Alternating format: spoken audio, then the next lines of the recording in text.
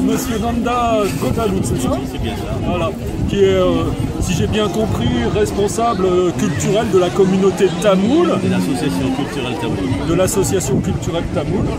Et puis donc, on a honoré aujourd'hui Ganesh. Alors, peut-être vous pouvez nous expliquer qui est Ganesh, qu'est-ce qu'il apporte quand on l'invoque. Le dieu Ganesh, c'est quelqu'un qui est donc,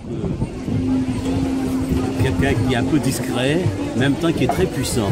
Discret, très puissant. Très puissant. Hein. Donc souvent on dit que son véhicule c'est une souris, on dit.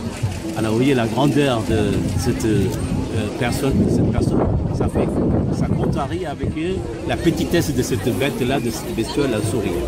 Bon, ceci dit, Dieu Ganesh, c'est quelqu'un qui est considéré comme étant très puissant, parce qu'il peut apporter la prospérité. Déjà, le personnage lui-même, si vous regardez par exemple une statue, on voit par exemple avec un ventre proéminent. Un ventre proéminent. Voilà, un ventre proéminent, ça montre que c'est le signe de la prospérité. C'est le signe de la prospérité. Voilà, quelqu'un qui a réussi dans la vie, en Inde, souvent, c'est quelqu'un qui a ventripotent.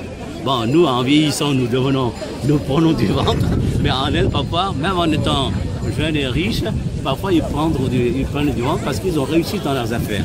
Voilà, donc c'est le Dieu, par exemple, qu'on va donc vénérer pour qu'il apporte donc la richesse, la prospérité. En même temps, c'est aussi un Dieu qui est puissant, puisqu'on le voit par exemple avec une trompe d'éléphant. Donc, éléphant, dans la mythologie hindoue, c'est un animal très puissant. Alors, ce qui fait qu'on veut être non seulement riche, mais il faut aussi puissant. Riche et puissant. Voilà, riche et puissant. C'est ça le grand symbole. Et ensuite, dans certaines villes comme Bombay, Mumbai maintenant on dit, avant, il y a une vingtaine d'années, la procession du dieu Ganesh se faisait avec beaucoup de discrétion.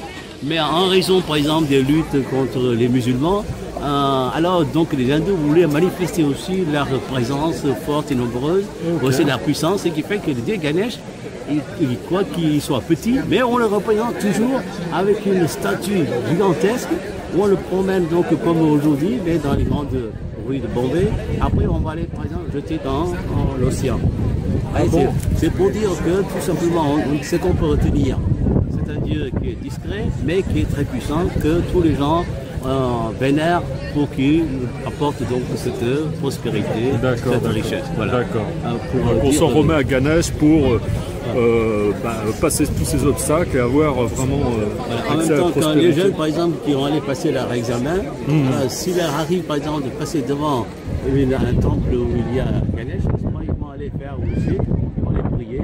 Moi, j'entends toujours un petit canton d'offrande en disant que je vais aller passer mon examen, qu'il me fasse réussir. Donc, voilà. Ça, pour vous dire, vraiment, c'est quelque chose de rapide.